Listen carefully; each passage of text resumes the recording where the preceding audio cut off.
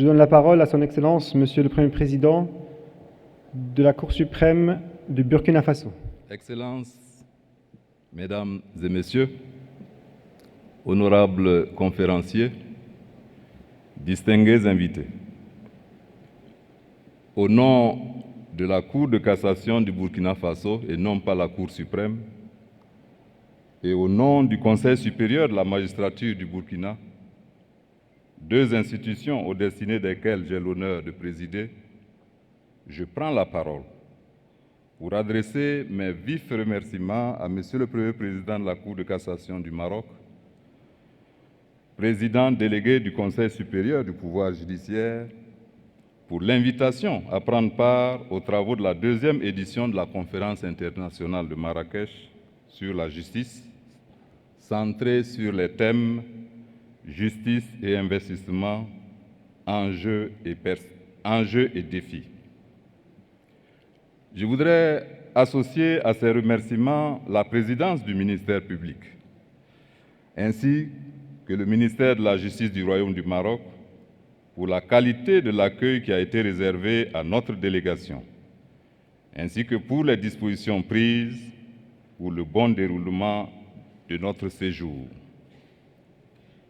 Mesdames et Messieurs, honorables conférenciers, à l'aube de ce troisième millénaire, l'accélération du processus de mondialisation de l'économie internationale a atteint une cadence telle que les États en quête de développement, pris individuellement ou dans le cadre de regroupements régionaux, rivalisent d'ingéniosité pour mettre en œuvre des dispositifs attractifs susceptibles de capter de façon optimale l'investissement.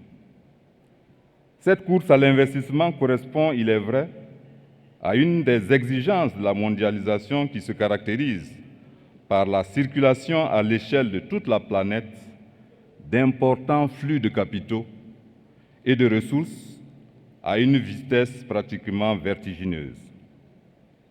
Pour notre part, nous estimons qu'en choisissant de porter la réflexion sur le rôle de la justice et du droit dans l'amélioration du climat des affaires et l'incitation à l'investissement, les organisateurs de cette deuxième édition de la conférence internationale de Marrakech sur la justice donnent l'occasion de traiter non seulement d'un sujet d'actualité, mais aussi de contredire, preuve à l'appui, l'idée reçue selon laquelle la justice serait improductive économiquement. Mesdames et Messieurs, au Burkina Faso, il existe à l'heure actuelle un impressionnant cadre institutionnel et juridique propice à l'investissement. Ce cadre est gouverné aussi bien par des institutions supranationales telles que l'Organisation pour l'harmonisation en Afrique du droit des affaires, l'Union économique et monétaire ouest-africaine, la Communauté économique des États de l'Afrique de l'Ouest, l'Organisation africaine de la propriété internationale, la Conférence internationale des marchés d'assurance et j'en passe, que par des règles nationales telles que le Code des investissements et la loi portant orientation de l'investissement au Burkina Faso. Par ailleurs, la volonté de déterminer un plus grand nombre d'opérateurs économiques privés, nationaux et internationaux à investir dans le pays a conduit les autorités politiques à multiplier les mesures institutionnelles, judiciaires, foncières, communautaires et fiscales. La question qui se pose est celle de savoir quel rôle la justice burkinabé doit tenir pour conforter l'attractivité du pays pour les investisseurs. Un important acteur de l'investissement étranger au Burkina ne disait-il pas, et je cite, « Le cœur de l'état de droit et du droit des affaires, c'est d'abord la justice. » Et il poursuivait en ces termes, « Il n'y aura pas d'accroissement des investissements au Burkina Faso tant que la justice ne fonctionnera pas correctement. » Faisant écho à ce cri de cœur, le Burkina Faso s'est engagé dans des réformes judiciaires, notamment sous la transition politique, qui a suivi l'insurrection populaire des 30 et 31 octobre 2014. Pour les autorités de la transition, la réforme de la justice est apparue comme une préoccupation majeure afin de renforcer son indépendance, sa crédibilité et son efficacité. C'est pourquoi ils ont initié la tenue à Ouagadougou, du 24 au 28 mars 2015, des États généraux sur la justice, afin de diagnostiquer les maux qui la minent et de proposer des solutions adéquates. Ces États généraux ont abouti à l'adoption du Pacte national pour le renouveau de la justice, pacte signé par les premières autorités de la transition et auquel ont adhéré par signature des partis politiques et des organisations de la société civile légalement reconnues, matérialisant ainsi pour chacune des parties prenantes les engagements pris pour donner un nouveau visage à la justice burkinabé. Ainsi, le pacte a prévu à la charge des pouvoirs politiques la nécessité d'une relecture de la Constitution et des autres textes régissant la magistrature dans l'objectif d'asseoir véritablement l'indépendance et le rayonnement du pouvoir judiciaire. C'est dans ce contexte que plusieurs textes porteurs d'innovations majeures ont été adoptés par l'organe législatif de l'époque. Parmi toutes ces innovations introduites, quelques-unes méritent d'être soulignées en raison de la rupture ou des avancées qu'elles représentent. Premièrement, le président du Faso et le ministre de la Justice, qui étaient respectivement président et vice-président du Conseil supérieur de la magistrature, n'en sont plus membres. Cependant, le lien n'est pas entièrement rompu, car le président du Faso reste garant de l'indépendance de la magistrature et doit à ce titre rencontrer une fois au moins par an et chaque fois que de besoin les membres du Conseil supérieur de la magistrature pour discuter des questions en rapport avec le renforcement de l'indépendance du pouvoir judiciaire. De plus, la loi elle-même dispose que le président du Faso communique avec le Conseil supérieur de la magistrature, soit en personne, soit par des messages qu'il fait lire par le président du Conseil supérieur de la magistrature.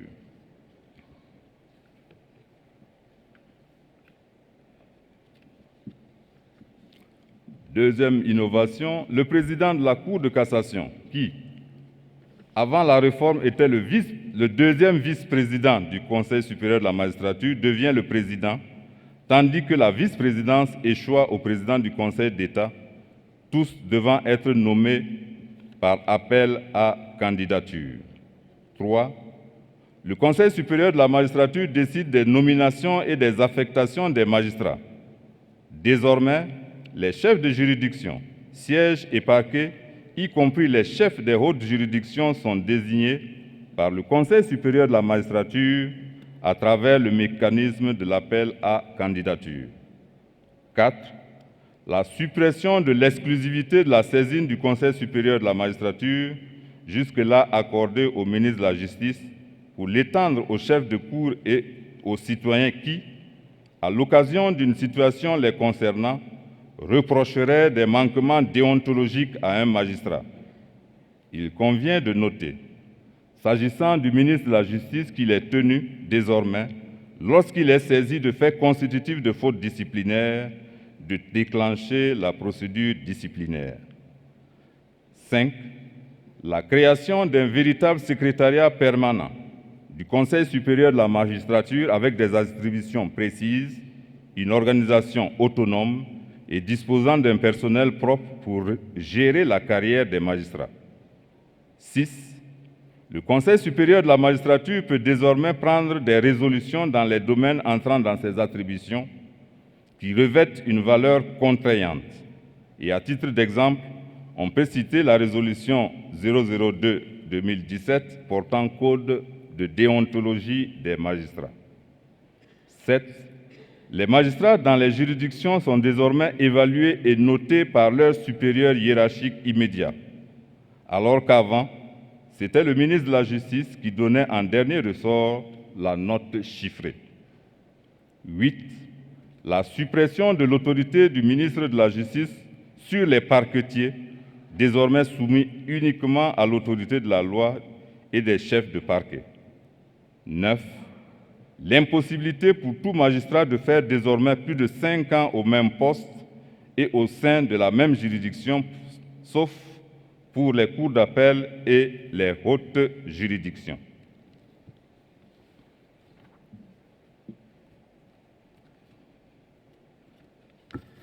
Et enfin 10, l'impossibilité pour le magistrat, même en disponibilité, de faire de la politique.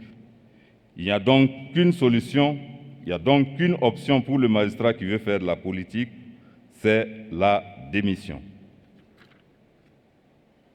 Excellences, honorables invités, Mesdames et Messieurs, tel est le nouveau visage que la justice burkinabé s'est donné afin de faire face aux nombreux défis qui ont pour nom la modernisation du système juridique et judiciaire, l'efficacité, la crédibilité de la justice et de ses acteurs. En souhaitant plein succès aux travaux de la deuxième édition de la conférence internationale de Marrakech sur la justice, je vous remercie de votre bienveillante attention.